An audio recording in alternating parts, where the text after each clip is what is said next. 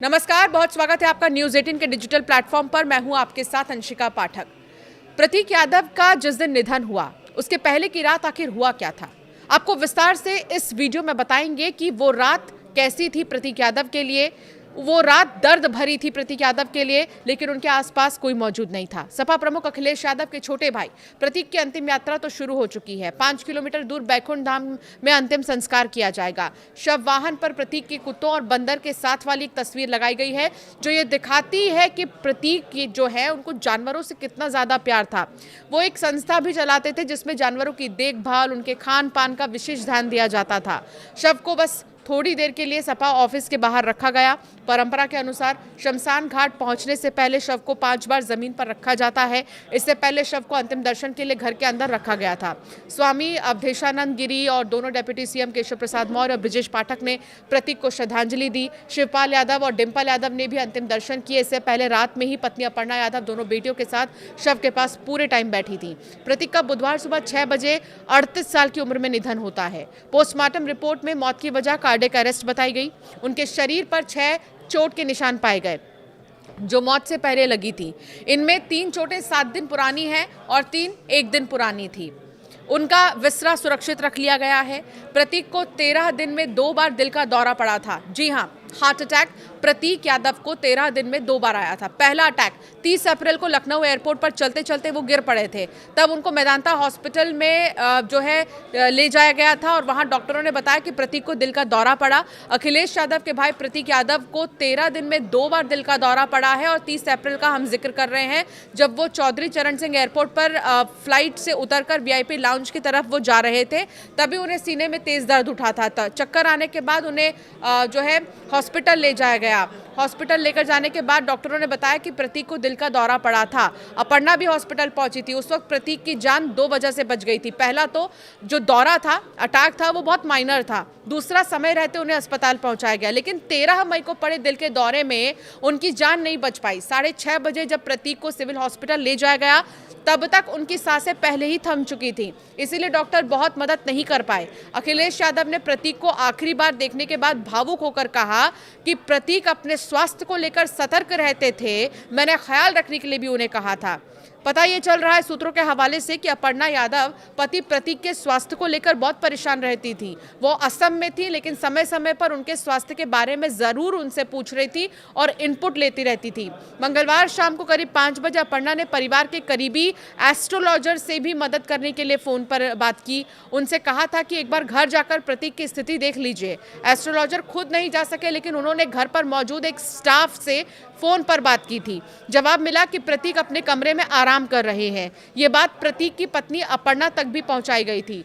बताया जा रहा है कि बुधवार सुबह करीब 5:30 बजे प्रतीक अपने घर के किचन में बेहोशी की हालत में मिले। इसके बाद घर का नौकर सिविल हॉस्पिटल गया और वहां से इमरजेंसी मेडिकल ऑफिसर को बुलाया, लेकर आया घर। डॉक्टर ने मौके पर पहुंचकर जांच की तो शरीर में कोई प्रतिक्रिया नहीं मिली। हार्ट फंक्शन भी नहीं कर रहा था। डॉक्टर ने तुरंत ईसीजी की ज़रूरत बताई और अस्पताल में इमरजेंसी तैयारी शुरू कराई थी। इसके बाद उन्हें तुरंत अस्पताल ले जाया गया। इस दौरान ड्राइवर के साथ अपर्णा यादव के भाई अमन बिष्ट भी मौके पर मौजूद थे। इसी बीच डॉक्टरों ने प्रतीक को मृत घोषित कर दिया। सिविल हॉस्पिटल के सीएमएस डॉक्टर डीसी पांडे ने बताया है कि प्रतीक यादव को 6:55 पर अस्पताल लाया गया था, लेकिन तब तक उनकी मौत हो चुकी थी। प्रतीक के साथ उनके रिश्तेदार भी मौजूद थे। डॉक्टरों ने देखा तो उनके शरीर में कोई हरकत नहीं थी। घर में सिर्फ नौकर और दोनों बेटियां थी और सूत्र ये बता रहे हैं कि मंगलवार रात घर के अंदर प्रतीक और उनकी दोनों ही बेटियां प्रथम प्रतीक्षा और नौकर प्रथमा, जो नाम है उनकी बेटी का, प्रथमा और प्रतीक्षा, ये दोनों घर में मौजूद थी और नौकर ही घर में मौजूद थे। बाहर सुरक्षा गार्ड तैनात थे। अपर्णा यादव असम सरकार के शपथ ग्रहण समारोह में गई हुई थी। इसके चलते उनके परिवार का कोई सदस्य घर पर नहीं था। प्रतीक के पोस्टमार्टम के दौरान हार्ट और विसरा सुरक्षित रखा गया। विसरा सुरक्षित रखने का उद्देश्य ये है कि जांच में ये साफ किया जा सके कि कहीं किसी प्रकार का जहर तो नहीं दिया गया था। हालांकि पोस्टमार्टम रिपोर्ट में कार्डियक अरेस्ट से मौत की बात सामने आई है।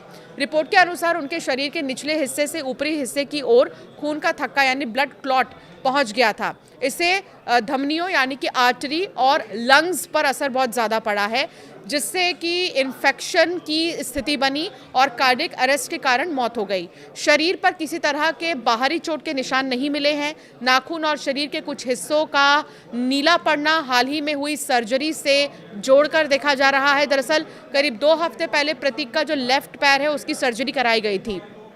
प्रतीक के जिम से जुड़े उनके एक साथी सर्वेश पांडे का ये कहना है कि मंगलवार रात करीब 11:30 बजे अचानक से प्रतीक की तबीयत बिगड़ गई थी। इसके बाद ड्राइवर और स्टाफ की मदद से उन्हें सिविल हॉस्पिटल ले जाया गया। वहां करीब 1 घंटे इलाज चला, फिर वो घर चले गए थे। हालांकि सिविल हॉस्पिटल के डॉक्टर इस बात से इनकार कर रहे हैं, उन्हें अस्पताल लाया गया था।